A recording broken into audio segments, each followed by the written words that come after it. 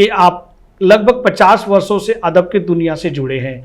50 वर्षों पूर्व और वर्तमान में जो शायरी में, जो साहित्य में, जो लेखन में बदलाव आया है, वो हमारे दर्शकों को बताएं।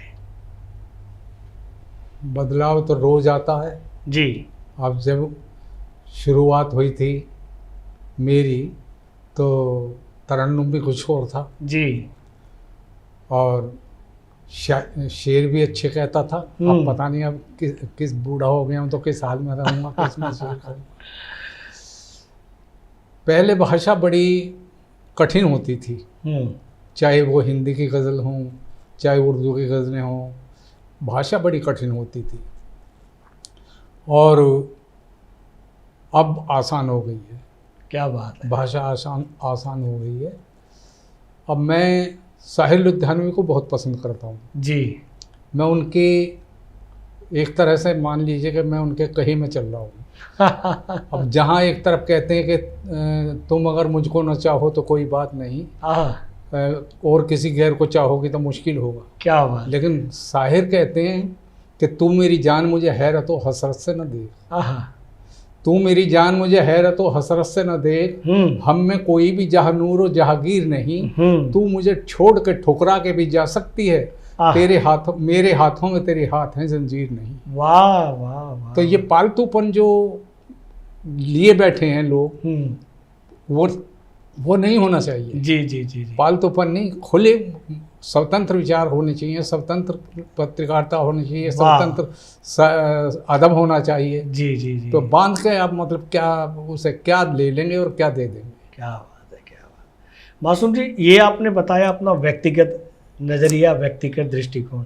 हम सामाजिक दृष्टिकोण भी जानना चाहेंगे कि आपने 50 वर्ष पूर्व जो अदब, जो शायरी, जो साहित्य सुना, देखा, लिखा और वर्तमान में आप लिख रहे हैं और लोगों को देख रहे हैं लिखते हुए, उसमें क्या परिवर्तन आया है? मुझे एक वाक़या याद आ रहा है। शम्स गाज़ियाबादी गाज़ियाबाद के बड़े शायरों में थे जी। और उस टाइम एक बड़ी टीम थी। आलम बिजनौरी साहब, इशरत किरतपुरी साहब, अदीब लखनवी साहब जी, ये शहर के बड़े शायर थे, जमील साहब, जमील हापुड़ी साहब जी जी, तसव्वुर नसरानी साहब। तो एक नशिश थी, तो उसमें मैं नया था जी, तलफ़ुज़ थोड़ा मेरा ऐसे ही गड़बड़ था जी। तो शेर पढ़ते हुए तलफ़ुज़ में कहीं कमी आ गई। तो उन्होंने कहा, आलम बिजनौरी साहब ने, क्या दोबारा पढ़ना। दोबारा पढ़ने का मतलब होता है कि उसमें कमी आ गई। जी जी जी जी जी। ये इशारा होता है। क्या बात है, क्या। तो शम्स साहब ने कहा कि आप अपनी तमीज़ से समझिए ये क्या कहना चाहते हैं, मासूम आगे बढ़ो।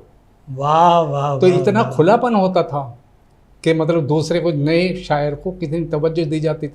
आज तो बैठकर रुकन गिनने लगते हैं और बड़े शायर जिनकी अध्यक्षता होती है या जो मुख्य अतिथि होते हैं, कहीं बहर से चूक भी जाए जी, बहर में कहता है लेकिन एक आध शब्द रह जाता, चूक जाए तो कानाफूसी करने लगते हैं और वो समझ जाता है कि मैं वो कुछ तो हो गया है। हाँ, कुछ गड़बड़ है। लेकिन वो इस तरह जाहिर करने की चीज़ नहीं होती। उस्तादी दिखाने की चीज़ नहीं, उस्तादी जीने की चीज़ है। वाह वाह वाह वाह। ये वीडियो YouTube पर देख रहे हैं तो हमारे चैनल को सब्सक्राइब करें और बेल आइकन को दबाना ना भूलें। अगर आप Facebook पर ये वीडियो देख रहे हैं तो हमारे पेज को लाइक करें।